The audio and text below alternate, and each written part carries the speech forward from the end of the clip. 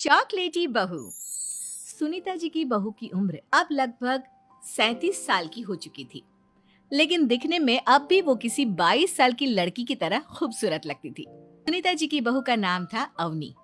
अवनी की खूबसूरती देखकर मोहल्ले की सारी औरतों को उससे जलन होती थी। 37 साल की उम्र में भी अवनी काफी चॉकलेटी लगती थी और इसकी वजह से उसका पति अनिरुद्ध काफी खुश रहता था। अरे अवनी, हमारी पड़ोसन कल कह रही थी, सुनीता जी आपकी बहू को देखकर तो लगता ही नहीं कि 37 की हो गई है। हो सकता है मम्मी जी उनकी बहू 27 साल की उम्र में भी 37 की लगने लगी है, इसीलिए बेचारी को आपसे जलन हो रही होगी। वैसे बहू, मैं किसी से कहूंगी नहीं, लेकिन एक बात तो बता, तुम्हारी इस जवानी का राज क्या है? क्या बताऊं मम्मी जी, आप तो जानती ही हैं, मेरे पापा की चॉकलेट की दुकान थी। मुझे बचपन से ही ना चॉकलेट खाने का बड़ा शौक था। और एक बात बताऊं, मैंने अपने बेडरूम में एक बड़े से बॉक्स में बहुत सारी चॉकलेट रखी हैं और रोज कम से कम 4 चॉकलेट खाती हूँ। बस इसी की वजह से मैं इतनी चॉकलेटी और खूबसूरत दिखती हूँ। अरे लेकिन मैंने तो सुना था कि ज्यादा मीठा खाने से आदमी बूढ़ा दिखने लगता है। ये सब कहने की बातें हैं। चॉकलेट खाने से तो इंसान मीठा मीठा बोलता है और खूबसूरत दिखता है। लेकिन आप किसी से कहना मत सासू माँ। अगले दिन जब सुनीता जी अपने पड़ोस की औरत से मिलती है तो उनकी पड़ोसन फिर से वही सवाल करती है। अरे सुनीता जी बताइए तो सही, आखिर आपकी बहू इतनी चॉकलेटी कैसे दिखती है?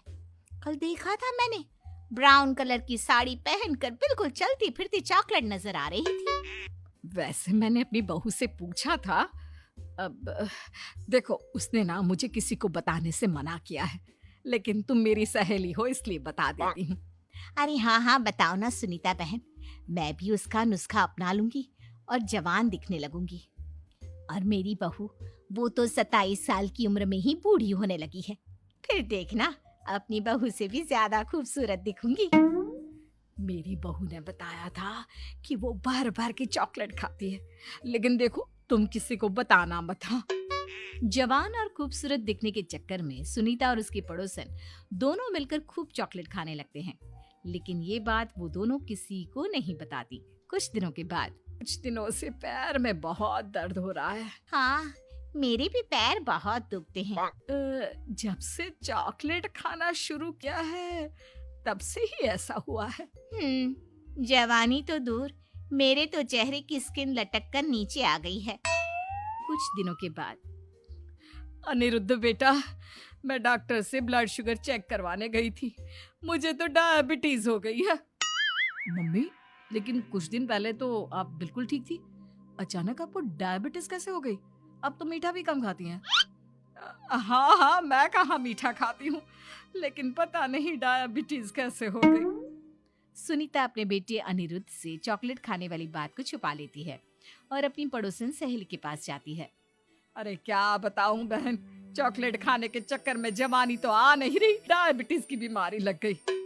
हाय रे, मेरे साथ भी यही हुआ। मैं अभी डॉक्टर से शुगर चेक करवा के आई तो पता चला कि डायबिटीज आ गई है। अरे भगवान भला करे तुम्हारी बहू का, जिसने हमें चॉकलेट खाने की सलाह दी। अरे लेकिन मेरी बहू ने कब कहा कि हमें चॉकलेट खानी चाहिए? उसने तो ये बताया था कि वो चॉकलेट खाती है। लेकिन अब हम क्या करें, हम दोनों तो जवान दिखने के चक्कर में बीमारी की चपेट में आ गए। तुम कहो तो मैं अपनी बहू से ही इसका इलाज पूछ लेती हूँ।